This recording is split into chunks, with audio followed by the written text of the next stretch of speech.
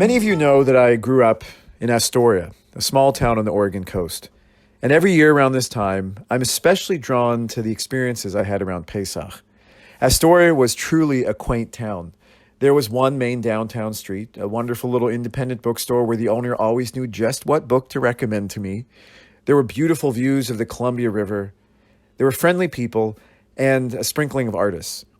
Now, my Jewish and my spiritual identity was determined not as much by my beliefs and practices growing up in such a small town, but how I saw myself in relation to others and to the world.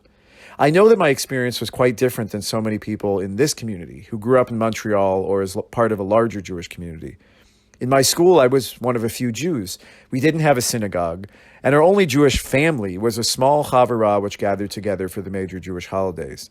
And when spring would come, I knew that my favorite holiday, Passover, was on its way. Now, Passover was not a small celebration for our community. In fact, every year we'd rent out one of the local church's social halls, and we'd hold the Passover Seder in that big echoing room. We'd tell the Passover story, we'd sing a few songs, and of course, we'd eat the festive meal. Somehow, during this important moment in the year, our small but tight-knit Jewish group would grow. We'd invite guests, we'd invite Jews, non-Jews, spiritual explorers, and according to my recollection, a few church ministers to join us. Yet in part because we had the space, there were always, in the most positive sense of the term, uninvited guests too. At times we had visitors, strangers, and wanderers who would arrive, God forbid, without an RSVP. Often these were quite normal-looking people, but sometimes scraggly men and women, usually quiet, but sometimes a bit disruptive. Yet this was a Seder where the doors were quite literally open, and in a way that I've rarely experienced since, our Jewish story, it was truly shared with all. As we tell the story of the Israelites' escape from slavery and explore the idea of freedom and justice, I remember feeling a strong sense of connection, not only with the story of my people, but also with the very powerful experience of sharing this story with those who were not part of my Jewish community and family. Soon I'd realize that this is what made the holiday so powerful for me. As I grew up and my family moved to the big city, we still made sure to invite guests to our Seder. We were pushed on by that commandment to let all who are hungry come and eat. My parents took this idea very seriously. Each year, new people with new stories and backgrounds would be welcomed into our home, and I learned so much from each of them. Throughout the years, we had friends of friends, neighbors, curious coworkers, Jews and non-Jews. On one occasion that I remember really well, we welcomed an adopted boy who just discovered that his birth parents were Jewish. On another Pesach, we invited a newly arrived Russian family, in which only the elderly grandmother had ever been to a Seder before.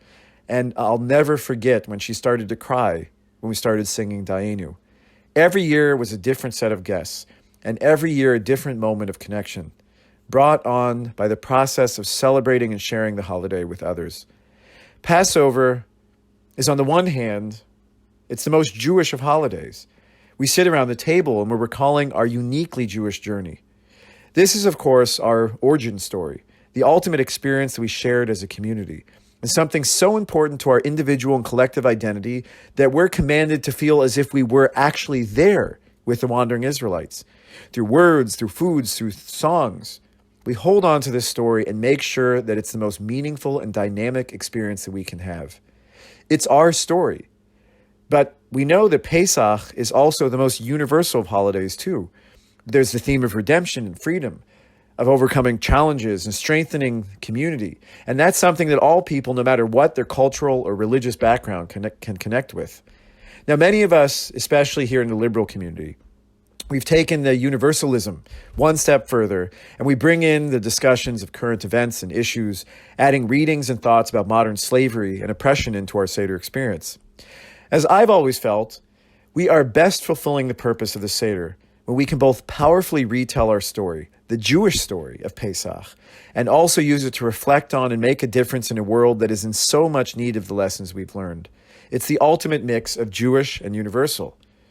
In the Mishnah, the first major work of rabbinic literature, which eventually led to the Talmud, we have many discussions of community and ritual, including, as you would expect, sections on the holidays, including Pesach. And actually, over the past few months in our Daf Yomi on Fridays, we've been studying Pesachim, which oddly enough just ended last week. Now there's a Mishnah, the first Mishnah of the tractate Shabbat, which we discussed not too long ago in our Daf Yomi class, which I remember learning that I think is especially relevant as we reflect on this question of universalism and particularism during these days, especially since this year our first Seder is doubly blessed to be on Saturday night, on the time right after Shabbat ends. In a way, it helps us answer that question, why even as we tell our Jewish story, we are at the same time commanded to let all who are hungry come and eat. Now, some people believe that the first Mishnah, the first section of a tractate, provides the essence for the rest of the tractate. Now, if this is true, then the first section of Tractate Shabbat, it has a very important message for us. Like so much of the Mishnah and Talmud, the text is very technical and it's a pretty confusing one. Essentially, it deals with the transmission of movement of an object from one domain to another, from the public to the private. On Shabbat, we have to be very careful about moving objects from one place to another, and in part because this act is so technical, it's also very easy to transgress. So here's a bit of the text so you can enjoy the confusion. There are two types of transfers on Shabbat, which amount to 4 inside and 2 which amount to 4 outside. How so? This is illustrated by an ani, a poor person who's standing outside, and a homeowner, Baal Habayit, standing inside. If the poor person reaches his hand inside and puts something into the hand of the homeowner, or takes something from the hand and brings it outside, the poor person is liable, and the homeowner is exempt. If the homeowner reaches his hand outside and puts something into the hand of the poor person, or takes something from the hand and brings it inside, the homeowner is liable and the poor person is exempt. Hold on, we're almost done. If the poor person reaches his hand inside and the homeowner takes something from it or puts something into it and the poor person brings it outside, they're both exempt. If the homeowner reaches his hand outside and the poor person takes something from it or puts something into it and the homeowner brings it inside, they are both exempt. Now don't worry, there's no need to understand the details of this text because looking deeper, this text is not just about Shabbat and Shabbat laws. It's about something much broader. Rabbeinu Ovadia, who lived in the 15th and 16th century in Italy, sees this text as a strong message about what it means to invite people into our homes, to our tables, about what is private, what is ours to hold on to, and what is public and universal. Rabbeinu Ovadia, he asks, why is it when the Mishnah talks about the person standing on the inside, the private domain, it uses the language Baal Habayit, a homeowner, and when speaking of the person standing outside in the public domain, it uses the language of ani, a poor person? Why doesn't it simply say one who's standing outside and places a basket in the hand of the one standing inside? Why is it necessary to mention the person on the outside is poor? Now, essentially what Rabbeinu Ovadia is saying is, you might think that giving the poor food which is found in the basket handed by the homeowner to the poor person to eat on Shabbat is good enough reason to transgress the prohibition of transmitting objects from one domain to the next. But listen, this is what matters here. The Mishnah, when it uses the phrases poor and homeowner, tells us this is not the case. We need to go one step beyond. And what does this have to do with the private and the universal, or even more with Pesach? Because the Mishnah is telling us that in essence, we are led to a transgression when we create a situation where there is an inside, a private realm, and an outside and an outsider, a person whom we cannot let in. When we create a situation where there are insiders and outsiders in the first place, then we might be led to transgress. To put it simply, this kind of separation is not the best situation to be in. We should work to make sure that we minimize the times and places where it exists. And here's where the sweet spot of this teaching really comes out. We begin the study of the most detailed of halachic issues in Jewish life, the laws of Shabbat, with a strong message about what it means to invite others into our homes, about the danger of creating the idea of the other or outsiders as we celebrate inside in our private spaces. In essence, since you can't pass food from one domain to another, the only way to ensure that a poor person, the outsider, the stranger is fed on Shabbat is to invite them into your home. And you could argue then that the essence of Shabbat then, the opening text of the Mishnah, is to remind us to do our best to break down the walls of insiders and outsiders. As the mystics would tell us on Shabbat, godliness, that sense of connection and holiness, the mystery of life, is the symbolic Baal Habayit, the owner of this home we call our world, and therefore everyone is invited in.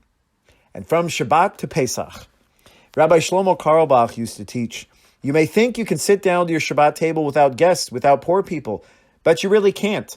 But then maybe there is a Shabbat in which you do. But on the Seder night, it's prohibited to sit down without a poor person sitting at your table.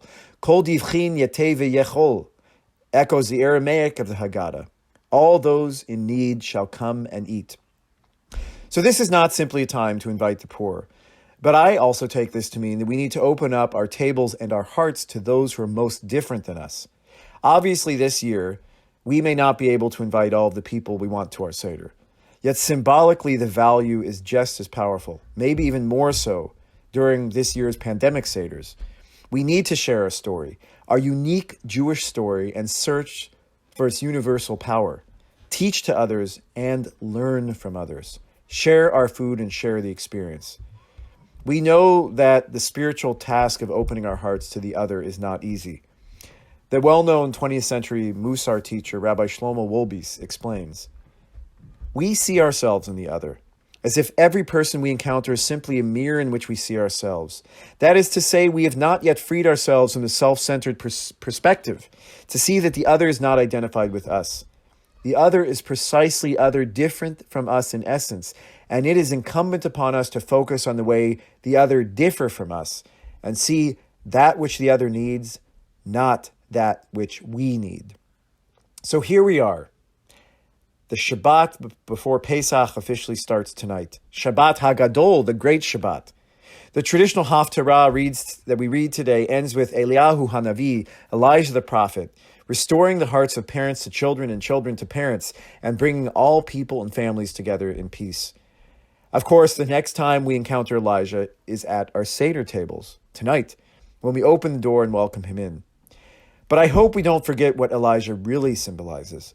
When we open that door to Eliyahu Hanavi, Elijah, the prophet, the one who it is said will bring us to Messianic days, to a truly more perfect and more compassionate and peace-filled world, we have to do our best to open that door to everyone. We will never know if that person, even the stranger most different than us, is the most important piece of God, of godliness. Open that door to Jews, to non-Jews, to Christians, to Muslims, to rich and poor, to those who have been excluded from Jewish life because of the doors that have been closed to them, and all those who are simply searching for open arms and a welcoming home. Now, we can always come up with reasons, with excuses for why we should keep to ourselves during this time, and this year we have some valid ones. But on Passover, it is not up to us to close any doors. We can only open them. On this day, our story, the story of Passover in the Jewish people, is also the story of life itself and the universal search for freedom, tolerance, and compassion. Outside, inside, us and them. This pandemic, this extremely difficult year, hopefully has taught us that the only way we can survive is by doing all that we can to connect with others and to grow from the experiences of learning from every encounter we have. Don't forget, this is the time when we make our table and we make our community even bigger, even stronger, and even more compassionate. I promise that there is room for us all. Shabbat Shalom.